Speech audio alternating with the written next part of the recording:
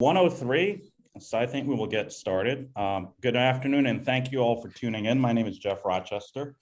I'm the CEO and founder of GRC Advising, and we do marketing and financial strategies for brands and nonprofits. It's my joy and honor to be your host for the next hour. This is a panel called How Do You Make Sustainable Fashion Affordable? We'll be discussing all aspects of that. I think clearly there's a perceptual issue when we think about sustainability. And I think one of the driving perceptions across multiple sectors, it could be travel, it could be food, is that quote unquote, doing the right thing costs more. So today we'll be exploring what that feels like with the fashion industry. And as my guest, I'm happy to have three people very, very experienced in the space.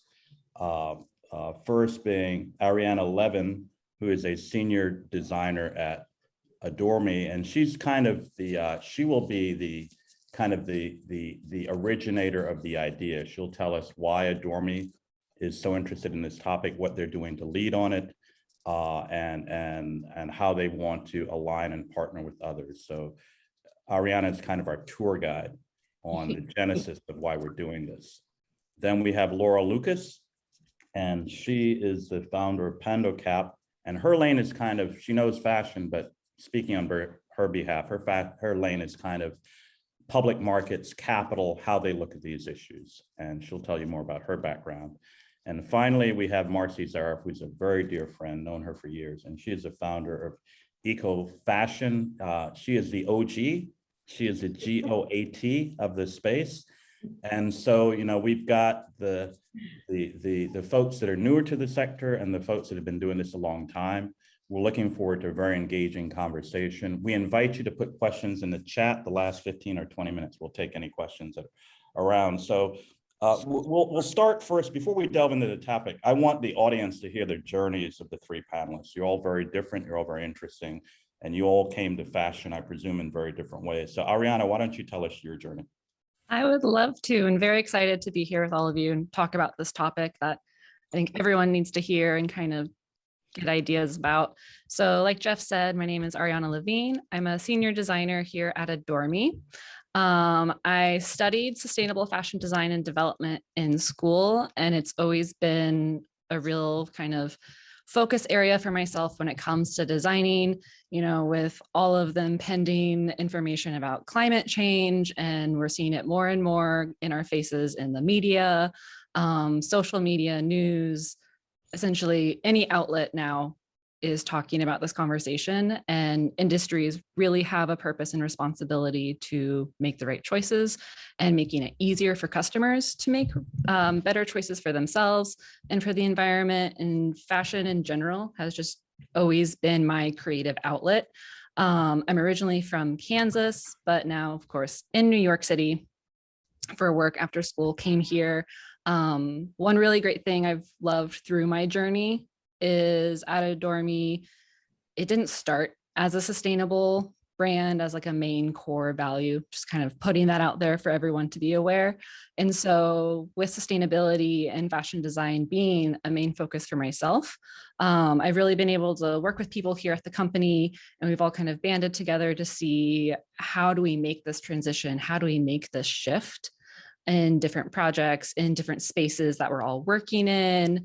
And so being a bit younger in the space and leaning on different experiences like Marcy and Laura both have, starting from scratch has been definitely a fun journey with ups and downs. But I think the greatest thing is that we're all open to learning here at Adore Me for the better change. Great. And Laura, your path? Thank you, Jeff. Thank you, everybody. I'm really excited to be here on my birthday. Happy birthday. Thanks. I'm an immigrant. I was born in Guadalajara, Mexico. My grandmother taught me how to sew when I was very young. I've always had this design and creative background from just a very early age. After I was here in the US, I was in the financial industry for quite a long time. over 10 years. And then I decided to venture out and become an entrepreneur. And I built my own fashion company based on some of the designs that I was doing and producing worldwide, and ended up then later selling my company to Stitch Fix, which was an interesting journey, obviously, that I took as an entrepreneur. And then later on, I joined NASDAQ, where I was managing director of new listings and capital markets, where I was guiding companies around their sustainability strategy on how to really think through what they were going to be, if you will, as a grown-up on the public markets, and how it should not just be about the profits that companies would get as you enter the market, how you could be more sustainable, how you could think about a purpose and focus on that. And I was fortunate enough to work with some great companies that had a purpose behind it, including The RealReal, Airbnb, Lyft. So even outside of just fashion, there's a slew of ways to really think through the sustainability of a company and have more purpose around it. And today, I advise companies with my consulting firm around this. And then I also I'm a venture partner at $100 million fund that supports Latino entrepreneurs. Fantastic. And Marcy. Hi, well, thanks to Adore Me, and thank you, Jeff, for having me here, and everybody for being here. So we've all talked about the journey. Well, the journey of 1,000 miles, right, begins with one step, as Lao Tzu once said. And my journey has been over 30 years in the making. I actually, unlike Ariana, who started in fashion and moved into sustainability, I actually started in sustainability and moved into fashion. So my first business, I'm a serial entrepreneur. In 1990, I co-founded a school that's known today as the Institute for Integrative Nutrition, and is the world's leading holistic nutrition school, having certified over 150,000 people worldwide as health coaches. And partnered up with the founder of Aveda very early in my career, and he became my mentor of over 25 years, connecting the dots from food to beauty. And it was then that I had an epiphany that there was a missing link in the wellness equation. And I coined and trademarked the term eco-fashion in 1995. People thought I was absolutely crazy, that those two worlds were, dichotomous, and they would never be able to be brought together. And I said, well, I want to style the world of change and change the world of style, bridging the tree hugger and the fashionista, and the tribe and the boardroom, because I live in both of those worlds. And so in 1995, I started the first sustainable fashion and home brand in North America called Under the Canopy, with the premise that we all live under the canopy of the planet's ecosystem together. We're all in this together. And through the course of the past 25 plus years, I've been deep in the trenches, pioneering the sustainable fashion movement, looking to democratize sustainable fashion, which is why I'm so excited to be here today, to make it affordable, accessible, and keep that authenticity every step of the way. I authored a book called Eco Renaissance, Co-Creating a Stylish, Sexy, and Sustainable World, which was published by Simon & Schuster a few years ago. And a renaissance, of course, is a rebirth. So happy birthday, Laura. And now, I believe we're at this time for humanity that through the lens of design, we can change the world, right? It's about looking at design as an ecosystem and part of a collective consciousness shift. And so the pillars of the Eco Renaissance are creativity, because that is the key, consciousness, community, collaboration, and connection. And that's what I speak to in my book, is I connect the dots from food to beauty to fashion to business to art to wellness. And today I'm the founder and CEO of a greenhouse of brands called Eco Fashion Corp. And we have the engine of our company is called MetaWare, which is really the Intel inside of sustainable fashion. We've spent 25 years building supply chains so that we can create a turnkey plug and play experience for major brands and retailers, and take them on that journey and connect source to story. And then we have 3 of our own brands, 2 which live on QVC. One is called Farm to Home, and one is called Seed to Style. And then we have a direct to consumer brand called Yes And, which pretty much sums up my life work, which is, yes, we can have everything that we want in the way of great taste when it's food. And oh, by the way, it's healthy, or beautiful, high functioning beautiful scented products for beauty. And oh, by the way, they're non-toxic. And in fashion, it's lead with style, quality, fit, color, comfort, hand, price. And oh, by the way, ethically made, organic, recycled, biodegradable, low impact, fair trade, and all that yummy stuff. That's the and. So the yes and philosophy, which really, drives this movement, is that it's about no compromise. And so I'm really excited to be here today and share more and where the Great. change we all wish to see. Great. So, and this is a bit of a meeting logistic thing, and I apologize to the panelists. Are you all comfortable sharing your email? So if you are, so Ranjan, can you put, Laura, are you cool with that? Also, okay, good. Ranjan, can you put the panelist email in the chat box so the audience can see it? So look, this is, we're coming together. This assemblage of folks is new, but I think you can tell everyone is very committed and has a passion around the topic. So if you want to follow up with any of the panelists after the session, you'll be able to have access to the emails, or of course, hit everybody on LinkedIn. So now, just to tee this up, Ariana, over to you. Why are we here? Why is Adore Me so focused on this topic? What's your vision? And why don't you frame the issue? Absolutely. So Adore Me was originally founded in 2011 as an online lingerie startup, and we've definitely evolved from there. To give you some background, so we're now direct-to-consumer brand with women's wear product categories spanning not just lingerie, but loungewear, swimwear, maternity, active. We also have beauty under our umbrella as well.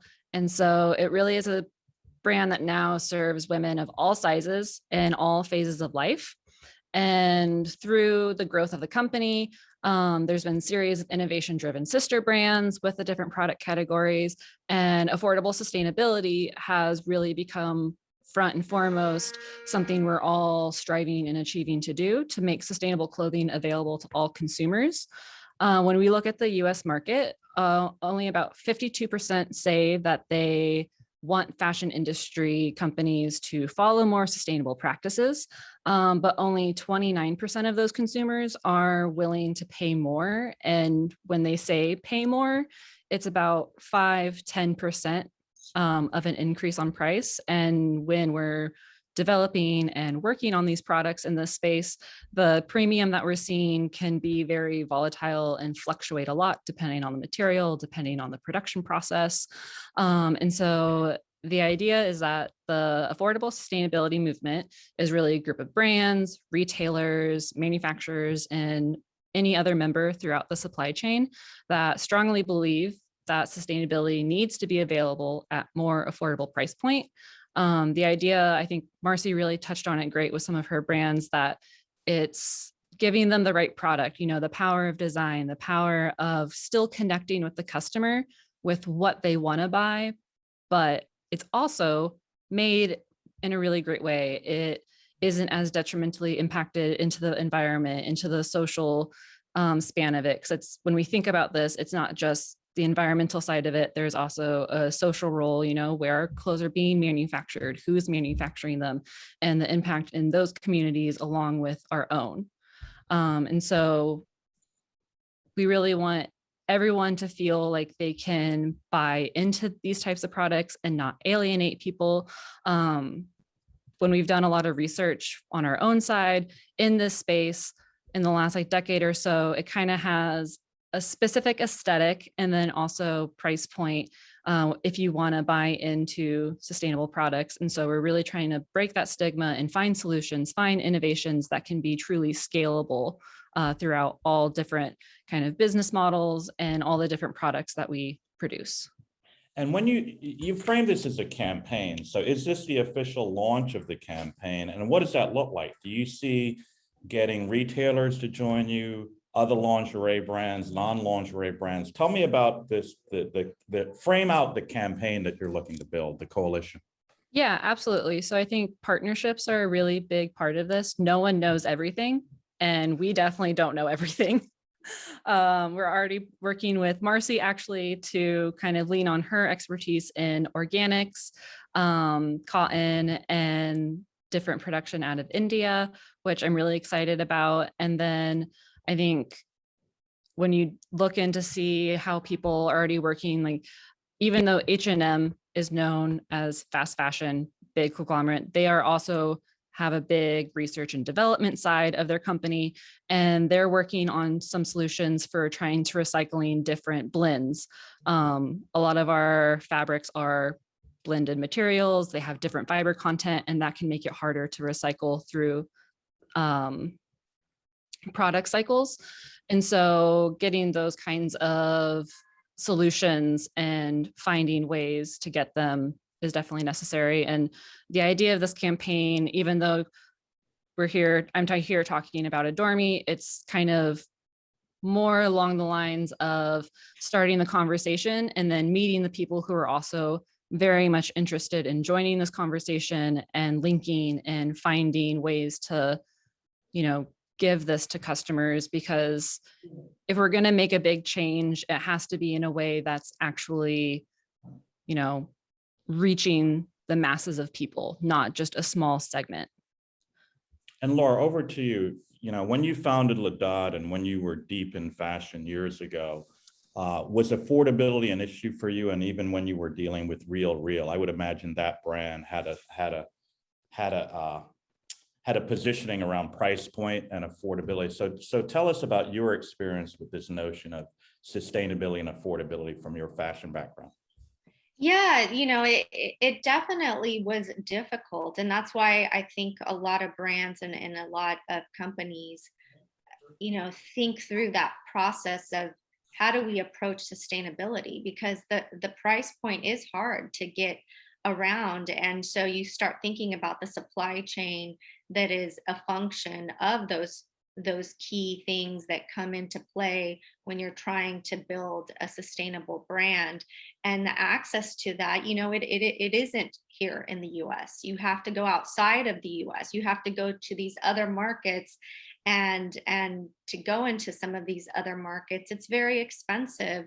And so then you start thinking through, well, okay, how do I come to a place where if I really want to support this mission around sustainability, starting to think through, do I start getting lower production runs to meet this because of the price points that it's at? Or do I start pushing some of that onto my supply chain and have them come to the table to work with me to start thinking about, my consumer is demanding that I be more sustainable. So how can we start implementing that through the whole supply chain? So when I had it was a difficult journey to do it back then, because the conversation was not so much at the forefront, and the conversation now has changed, because as we're seeing, with Adore Me, consumers are demanding that this be part of the strategy. And I think that brands are evolving to that. The Real is one of those brands where they started looking at how to create this circular economy by producing a report that shows the impact of being able to put goods back into the ecosystem and recycle them, and how that impacts carbon offset. So and that was back in 2018 or 19 when they went public. So it's we're getting there. And obviously, Jeff, with the United Nations and all of the different focus around how we need to really build long-term sustainable companies, that is a combination of what we're seeing now, that the demand from the consumer and the corporate is coming together so that we can work together on how to really bring that to the forefront to the consumer. Ariana, what tell me about your culture, your philosophy around cost containment, cost optimization, and then Marcy, I want to go to you and get your broader perspective. But what has been your experience with Adore Me? To the extent you can share, what kind of tools are you using? How are you wrapping your mind around cost containment? Yeah, absolutely. It's definitely a conversation we have a lot. So Adore Me has always from the forefront offered customers products at a certain price point that we aim to always be accessible. So all of our sets have always been sold around $40 or $50. And so we have this kind of price constraint already built into our business.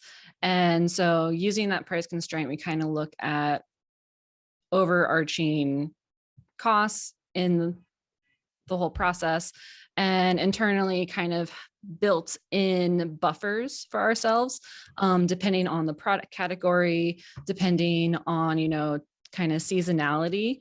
Like I said before, since we as a business are choosing to produce, we don't want to put that extra cost on the customer.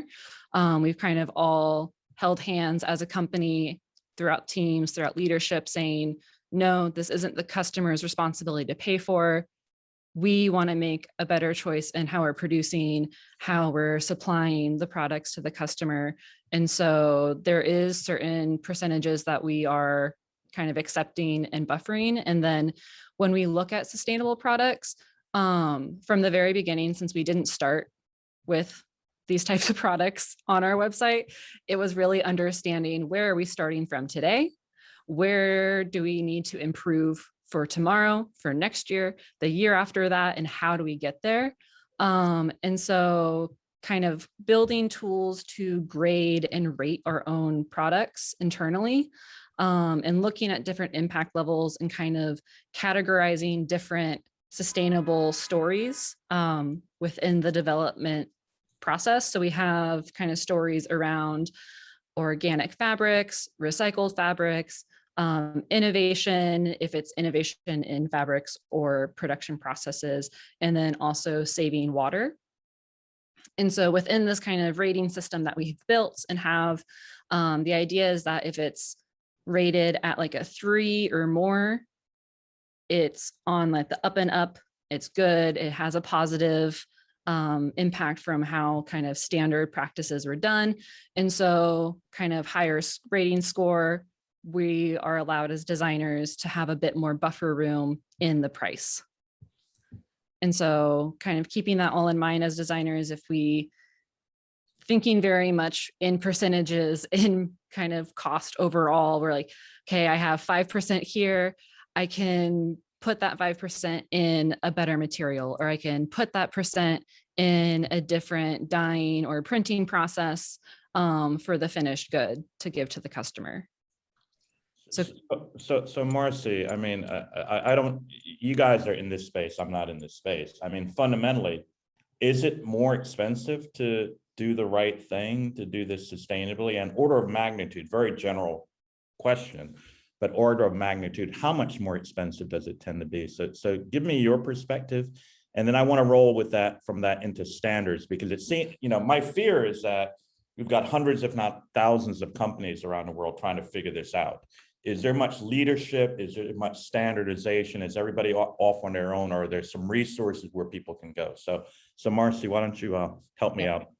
So I would say, relatively speaking, the sustainable fashion space is still at its infancy. We're really just getting started, even though it's been, for me, almost 30 years, right?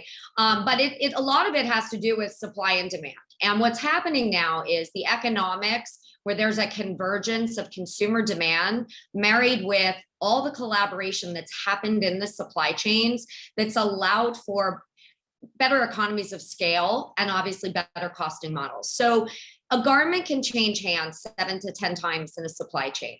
And historically, for the first probably 20 years of my career, when I would go to a retailer or a brand, they were shopping at the factory, right? That's, even to this day, that's where most brands and retailers, they send their tech packs to a factory, and the factory then builds the supply chain down. And what happens when you do it that way, when you go down the supply chain, is that you're subject to a lot of inefficiency. Brokers every step of the way, fabric brokers, yarn brokers, cotton brokers, and all of them are taking their respective markups, right? So much of, really changing, shifting the paradigm of the costing models in our industry have been driven by going deeper into our own supply chains, right? So when I had that kind of aha that, the system. And I also, when I started, I couldn't go to a factory and say, hey, build me sustainable product, because they were like, looked at me cross-eyed.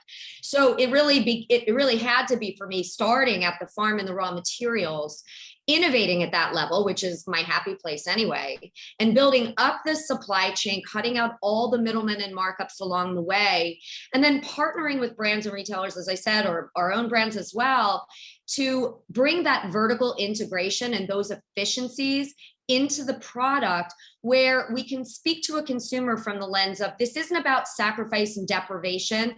This isn't about paying more for the sake of paying more.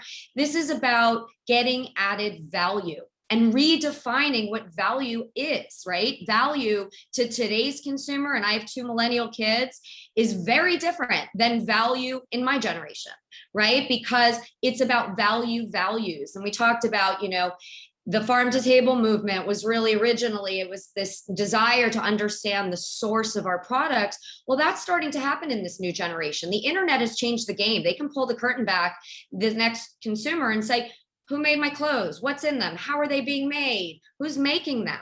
And the fashion revolution movement has really been built on demanding transparency. And as we demand transparency as consumers, as businesses, again, it shifts the whole way we see our supply chain models, where price is important, no question about it, and we have to still be competitive, but you have to also do well by doing good now, right? Or you could be out of the game. So if you're all about, look what's happened to a number of fast fashion retailers that, we're all about price, going from 4 seasons a year to 52 seasons a year. And there was a period of time where, they were the darlings of the fashion industry to that next generation. And today that next generation actually is like, wait a minute, I don't know if I want to support those business models, because they've learned about the ramifications of fast fashion, right? So now where we are is, it's not about staying ahead, it's about not being left behind. The premium that consumers are willing to pay, it's different depending on what the product category is. There are some categories that obviously, they're willing to pay up for a little more than others. I can give you an example is, Carter's baby, right? And historically moms didn't want to spend much on baby clothes because the babies outgrow it so fast. But Carter's came in with a new organic brand that was priced up, I believe, like 30% from their, classic pricing model. And they sold out of their entire 6-month collection in 6 weeks. Right. And I think what that demonstrates is the consumer today is thinking differently. And, yes, they're not willing to pay 50% or 100% more, but I would say it's probably in that 10 to 30% more.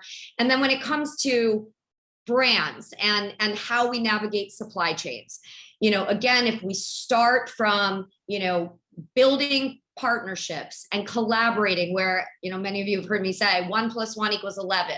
We're stronger together than we are apart. And the cooperation that is going on in our textile and fashion industry today is driving innovation, scaling innovation, and making sustainable fashion more affordable than it's ever been before. And I would liken it to, in the food world, everyone historically used to hear about Whole Foods being, whole paycheck, right? Like that was the stigma of eating organic food and natural foods, that you had to pay 40% more.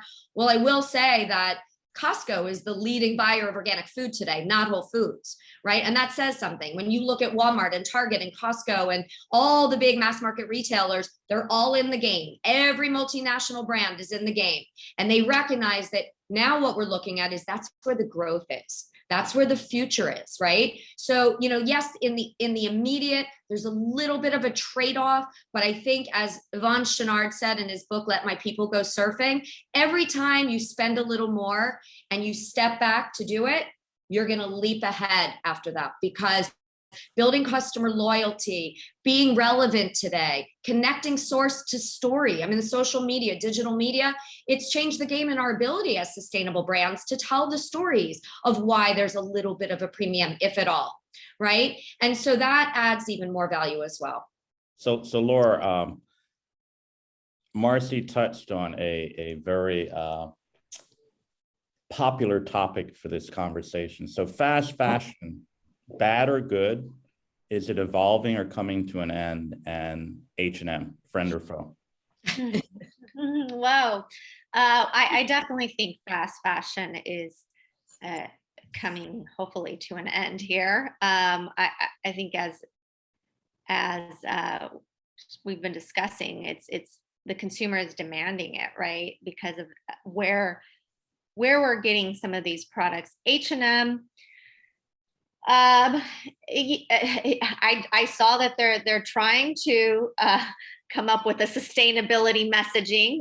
We'll see how far that translates. But yeah, I think at the end of the day, it's wanting to see that source, wanting to have more transparency, and you just can't hide it anymore. So as I work with more and more companies, that are publicly listed or private, they are working to incorporate this as part of their strategy. And that is key to the development of what's happening here. And a lot of that is being driven by the consumer. So, whether H&M wants to do this or not, I think what's driving it is the change that the consumer is demanding and more transparency behind it.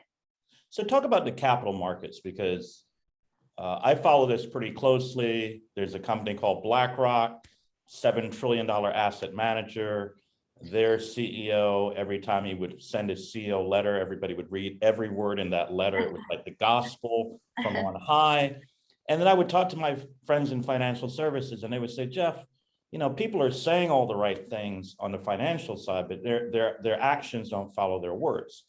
But I get the impression, sincerely, the last 2 years, certainly, both JP Morgan and BlackRock are bringing the full weight and muscle that they have to this conversation. So for the folks watching who are looking for private capital, looking for public capital, kind of tell us, your lens. Is it authentic? Are they asking the tough questions? Are they holding their portfolio companies accountable on this topic? Or are we really just starting?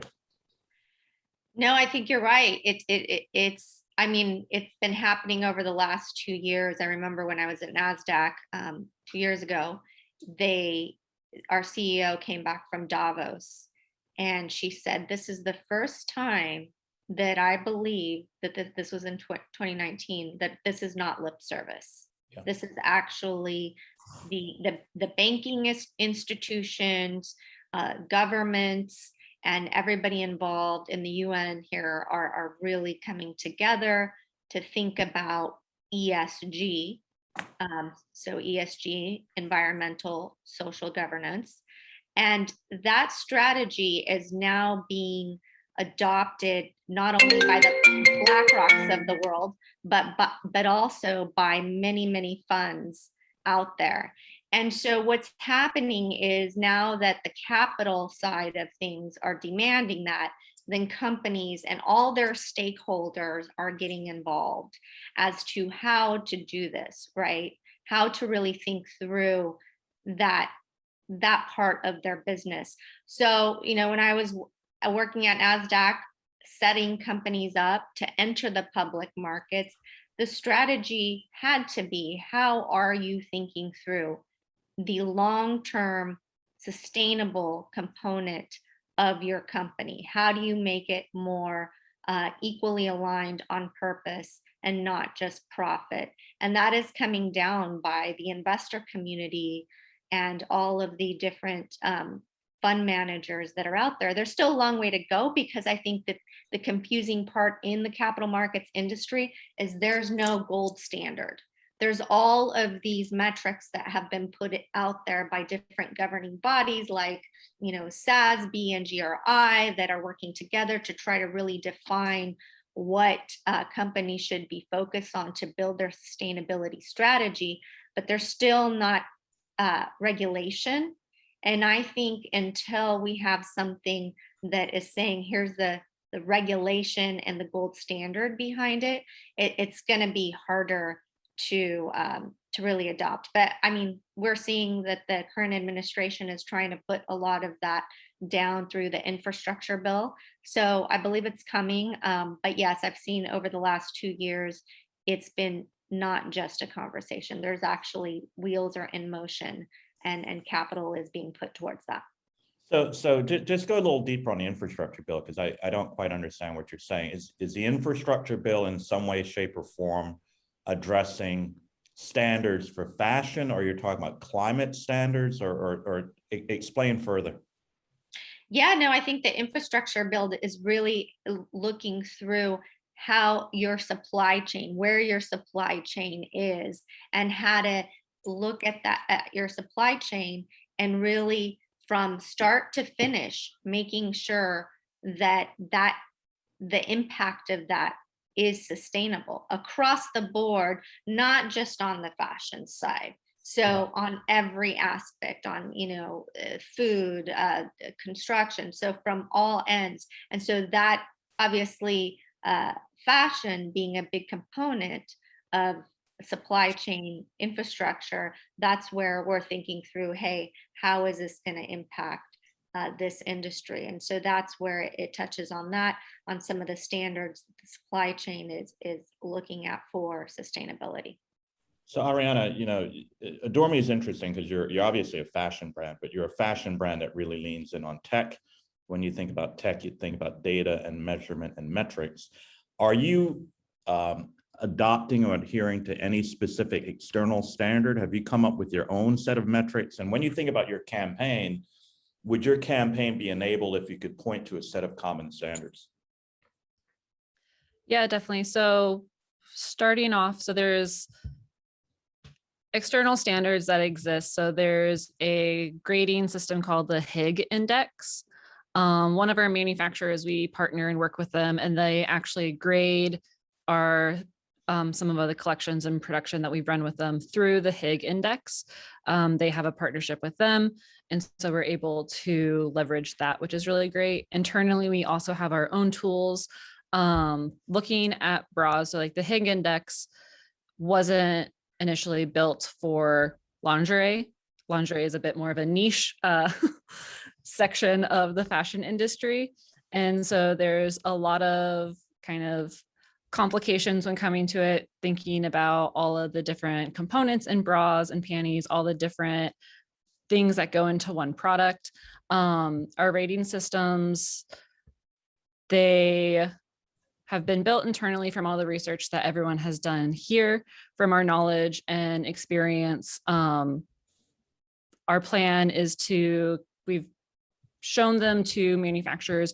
We also want to show them to partners with great expertise. I know we've talked about it with Marcy, getting her input on what we're looking at when we're rating things, the data that we're pulling. And we definitely know that there's more data, and we want more data to look at, to know how we're grading things is as trustworthy as we can be to our customers, is as deep as we need to go for our product through the whole supply chain. Like Marcy said, it can touch multiple hands before it gets to the customer. And so actually considering all of those touch points in our rating system, I think could be great. And it's definitely something that we need to work on and expand on our side. So we just got a question in the chat, and I encourage people to put any questions in the chat app. Towards the last 10 or 15 minutes, we'll take as many questions as possible. But this question came up, and I was wondering the same thing. Someone is saying, how is Adore Me explaining those rating systems and sustainable products to the customer? Do they seem to be responding? And I would add, do they care? Like, I don't know. You don't want to know my shopping habits, but when I think about my undergarments, I don't think I've ever once thought about, are they sustainable or not? So tell me the feedback you're getting from the market. And then specifically, is it your strategy to take any of this technical information and try to communicate it to consumers? And even if you did that effectively, would they care? Absolutely. It is our plan to share that with our customers. Like I said earlier, in our rating system, we kind of only share once it hits a certain point. And then what's really great, since the tools were internally built in our systems, kind of where we house all of the product information, we can update the scores, and then they automatically get updated to our website.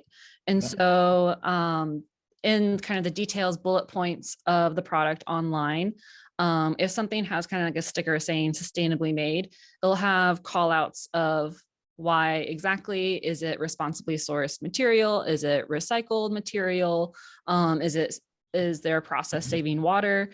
We also have pages on our website that kind of go further down into the details of the nitty gritty. If the customers want to learn more, if they want to understand more what we're trying to do with the products and changing our process of design and development.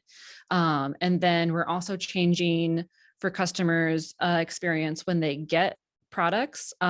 We've actually just updated our hang tags to have a little QR code that they can scan immediately and learn more about, what we're doing as a company, as a brand. I think ultimately, I know Marcy is actually working on this, and some other companies are, for traceability, having this QR code that you can scan, and then it's immediately showing the customer, where is the material coming from? And it shows all the hands that are touching it. It How soon are shows. you gonna have that? We're So launching in October, so would love to, we're gonna bring that to Adore Me, hopefully in early 22. mhm. Okay, I was at a, you guys probably remember about 6 years ago, everybody was talking about blockchain. And then the price dropped and then it disappeared and now it's back, right? But back in the day when they were talking about it, in the environmental sustainability area and nonprofit area, there were all these great applications about, tuna is caught off of Australia and it shows up at a grocery store, and one package just has the price per pound and the type of tuna. A package next to it lists the boat it was caught on, the name of the captain, what body of water, what time and date it was purchased. So, that's been sitting out there for 6 or 7 years, that level of traceability. I've never heard of it. Well, I've heard about it a little in fashion, but if that's something you guys are really working on, that's fantastic. Hey, one other question for you, Ariana, before I move to Marcy. So Victoria's Secret, VC, right? The Death Star, and then La Perla. Where do you guys think you rank on your sustainability efforts relative to those two brands? Honestly, I think we're definitely in the early stages of this journey. We are not claiming we are doing anything amazing or, revolutionary yet. But the idea is that we want to keep learning and grow and get there. I think what's been really exciting is that it isn't just me who really cares about this in the company and who's trying to push people to get on top of, get behind projects and everything. It's a really core value shared within the company. So it's not just looking at the way things are produced and designed and production. It's the supply chain team. Everyone there is also looking at, transportation, the poly bags, everything from the hang tags are now out of recycled material. The poly bags are recycled. Mailers are biodegradable. Also looking at the way we airship and choosing as much as we possibly can not to airship because of the carbon imprint that has and footprint and everything. And so I think one of the benefits that Adore Me has is that it is kind of a movement highly backed by leadership, but then everyone in the company has the ability to share their ideas and they're really listened and try and how do we enact it? How do we actually implement it into business as usual? And that it's not something special, it's just daily. Yes, said another way, and I say this to a lot of people, you can't, well, 2 points. We all know about Victoria's Secret's pivot, right? So how they're trying to pivot that brand positioning. So while this conversation is about affordable sustainability, there's no question it lives within a larger societal conversation about capitalism. Where is it going? The role of capitalism, social purpose, all this stuff that Laura was talking about a minute ago. So Marcy, a question from the audience for you. Let me get this right. Yeah, for Marcy, why do you think the fashion industry hasn't already moved towards affordability? If this is possible, what does the apparel industry need to do to get there? Well, yes, I think the first frontier of our movement was really kind of establishing baseline around, what are the materials that we're working with? What are the systems we're working with? And as, the early, pioneers of the movement kind of got into the trenches, driving early innovation, it was done at very small scale levels. And just by virtue, again, of business and supply and demand and economics, that oftentimes meant that there was an incremental cost involved when you were doing small scale production to try to drive change. So, it's been a lot of years in the making, but I believe today we're at a tipping point. We're at a pivotal juncture for our movement where it's not about staying ahead anymore. It's about not being left behind, where it's also for the consumer, not about why would you buy sustainable fashion? It's why wouldn't you buy sustainable fashion? Because if you can have great product, and that's really where it always starts. So I really applaud, all the efforts of Adore Me, in the sense that A, they're driving with great product, B, the leadership is driving their efforts,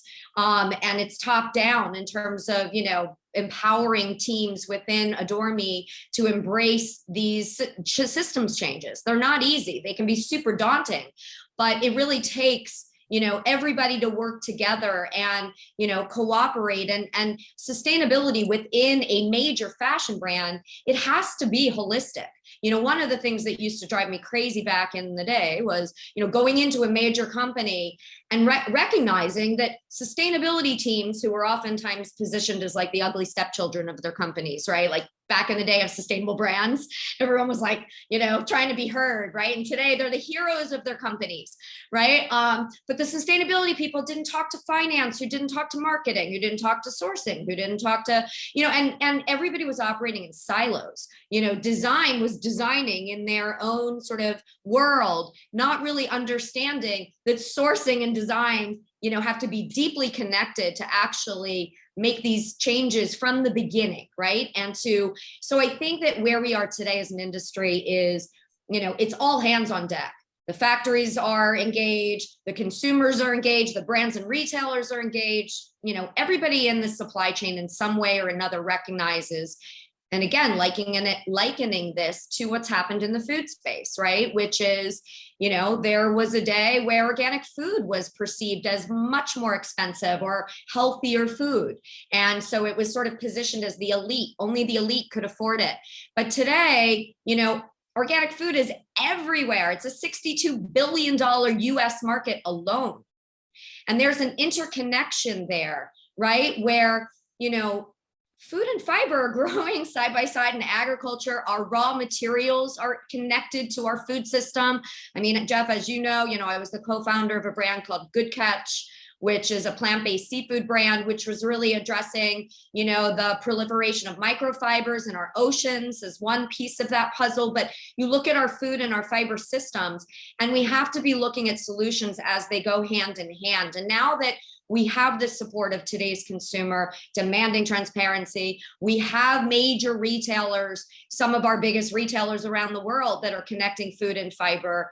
And we have all of the, industry engaged in some way or another. It's driving change in a way that we can create, greater supply and demand, and ultimately match those systems so that we can offer, amazing products with no compromise that are also affordable and accessible. If somebody would have told me a few years ago that I'd, be going on mainstream television on QVC to talk about organic and sustainable fashion and home textiles, meeting the mainstream, QVC customer, 100,000 plus people a minute, where they are, to talk about this, and it's working, right? That is very telling, right? It's very telling, because it says that it's now starting to penetrate the mainstream, because that same customer who's buying fashion, which we all do. I mean, think about Maslow's hierarchy of needs.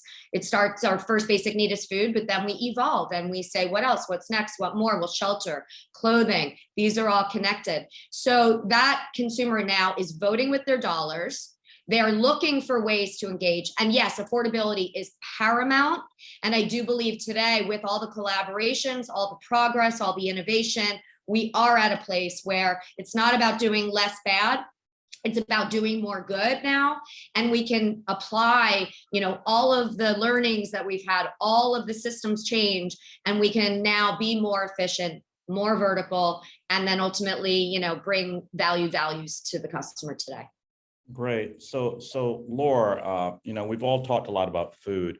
I've been blown away at the impact Impossible and Beyond have had on our society. Talk about a teaching moment.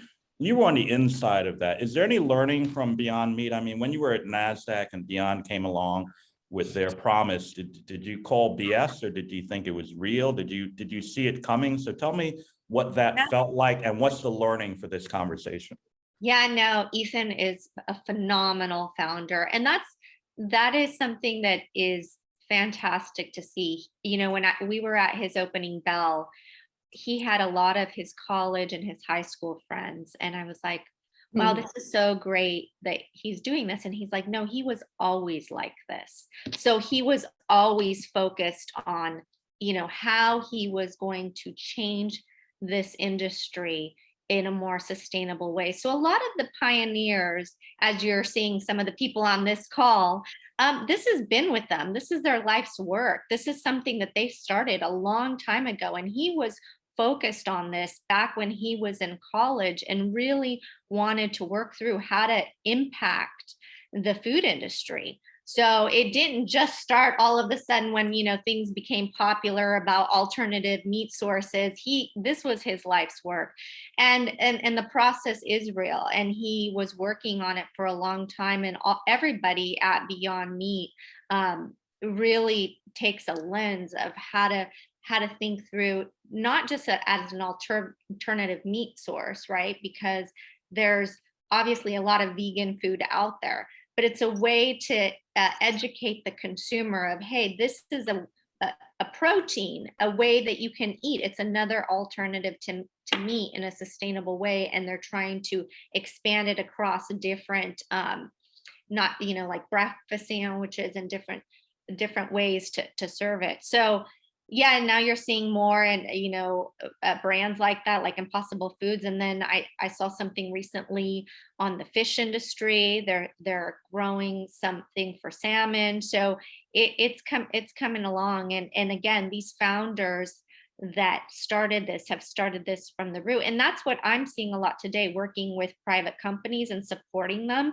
The innovation that's coming through in our pipeline on how to impact food, how to impact the fashion industry, how to impact all of the supply chain is just phenomenal and really coming from the source. I'm working with a company that is working with farmers in Colombia because they thought the supply chain on the coffee business was just really crazy.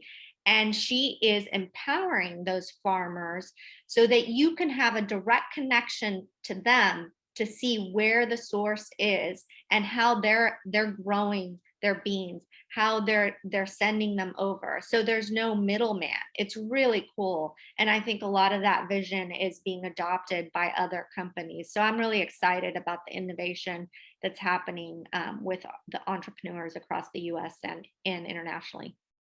So we've just got 5 minutes left. I want to ask you each one really quick question. And then I want to turn it over to Ariana and tell us, kind of what are next steps with the campaign? How can people get involved? What kind of partners are you looking for? But just, 30-second answer from each of you, starting with you, Laura. What's the role of retail? What's the role of Amazon? Do you see the retail channels, the big, the Macy's, the big aggregators, are they laggards or leaders? And what would you like to see them do? Laura? I think they're laggards right now. The small business owners, the boutiques, they're the leaders and they're trying to impact those laggards, but they're seeing that. And so now you're trying to see that connection from the online and offline world to be more inclusive of those smaller businesses and how they can bring them into their ecosystem. I would say Nordstrom does a pretty good job of that. I see them working more with the community and really trying to help those brands that are focused in this area be a part of their ecosystem. Great. Marcy, quick response. Yeah, well, we can't change the world if only a small subset of us are actually, making these changes happen. So we do need the scale that these big retailers bring. And I do think that many of them, I wouldn't say all of them, but I would say many, if not most of them, are setting goals. The interesting thing that's going to happen in the next 5 to 10 years is how are they going to attain those goals? Because today's consumer is going to hold them accountable. Right. So now it's game on. But I do think when you look at Amazon as an example, they've made a net carbon zero commitment. Right. You've got Walmart just announced a big, sustainability commitment, a major goal. Target has made their goals. You talk about, all of them are making these kind of audacious goals, mostly focused on climate change mitigation, because that is really our most pressing issue today. But now it's going to be, we have to hold hands and help them get there, meet them where they are, not isolate them and criticize them for what they're not doing, but celebrate what they are doing so that we can all rise together. That's great. So Ariana, we have 2 minutes left. Tell us what are the next steps for the campaign, how the audience can help, what kind of partners are you looking for? I think next steps is, I don't think we have anything necessarily in mind. We wanted to take this as an open topic conversation and just have a dialogue, see the people who are in the audience, who would like to be involved, who want to get connected. Emails are shared, and I would love to hear from people, any place in the supply chain, from, manufacturing to sourcing to production, absolutely any space.